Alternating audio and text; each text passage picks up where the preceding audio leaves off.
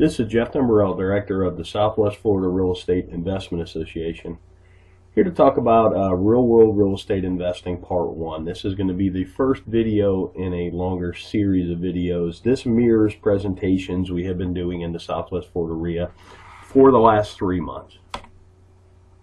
Disclosure, we're sharing our own experiences and knowledge with you. Please do your own due diligence before utilizing anything here. This is not to be construed as investment advice, and you should seek competent counsel before trying this at home. In the past 3 years, we've assisted and advised and had ownership interests in several private equity entities that employed over $14 million in capital in the Florida market, which gave us not only unique insight as to the amount of business we've done, it also gave us some great insight into how institutionalized investors employ capital. Number one key to being successful is to understand what you're there to do. In my opinion, this is the most important thing. There's so many people running around the world. There's a lot of people wanting to run around and try and do real estate investing.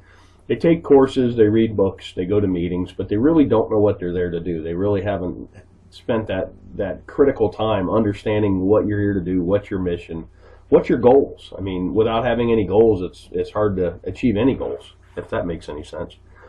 From our experience, the clearer the plan you have, you will be able to operate with a margin of safety. And that's the key word in this business, a margin of safety, because the ones that survive, last, and grow true wealth are the ones that don't make mistakes or make mistakes that you can recover from.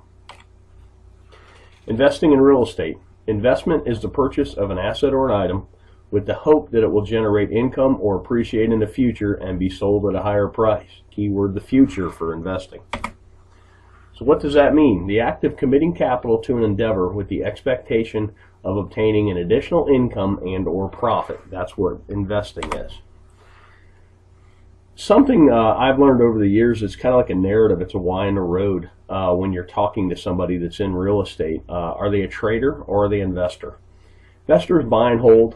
They get a return from the assets they own. Traders wholesale. Traders fix and flip. Nothing wrong with it. I do it. I've done it in the past. I'm trying to do it again today. I'm doing a marketing campaign as we speak, looking for contracts to wholesale. With that said, it's two different narratives and even two different valuation processes, investor versus trader. You need to recognize the difference between the two.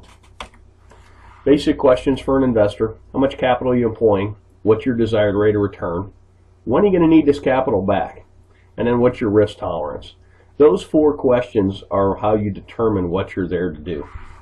Then we'll talk about capital. There's an opportunity cost of capital, and particularly when you're raising capital, which I've been part of some private equity raises, you really need to understand what other opportunities are out there for investors, because generally why would you buy a piece of real estate that pays you 2% a year with all the headaches associated with that, when you can, if you could at the same time own a CD at 5 with none of the headaches.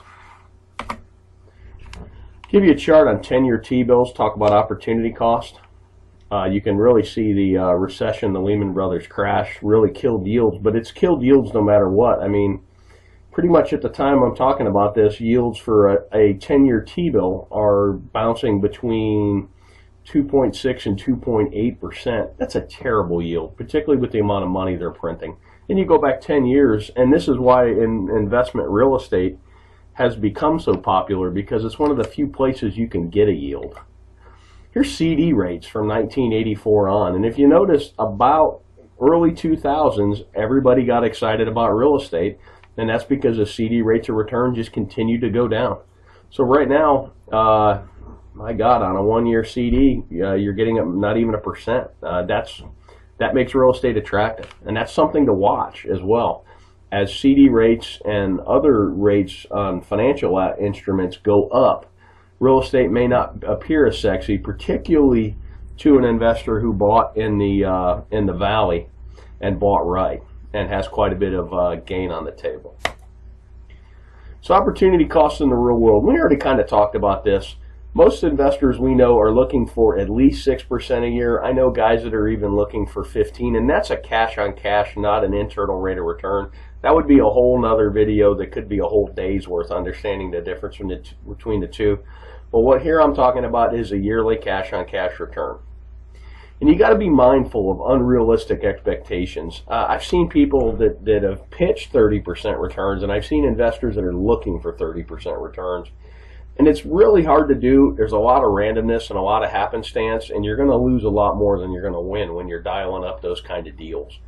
Unrealistic returns can lead to bad decision making because you seem to be chasing the golden goose instead of chasing a stable investment that pays you to own it.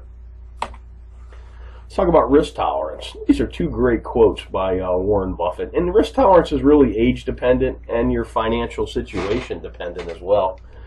But here's a great quote. Look at the market fluctuations as your friend rather than your enemy. Profit from folly rather than participate in it. And that's most real estate investors. You're supposed to be a contrarian. I kind of put the world in, you're either a salmon or you're a lemming. You're either running with the crowd or you're running against the crowd. And here's another great one. The main danger is that the timid or beginning investor will enter the market at a time of extreme exuberance and then become disillusioned when the paper losses occur. The key is to not panic and do math-based risk assessments and then math-based evaluations and then sit down and decide what you're doing. You could have bought a home in Cape Coral, Florida at the height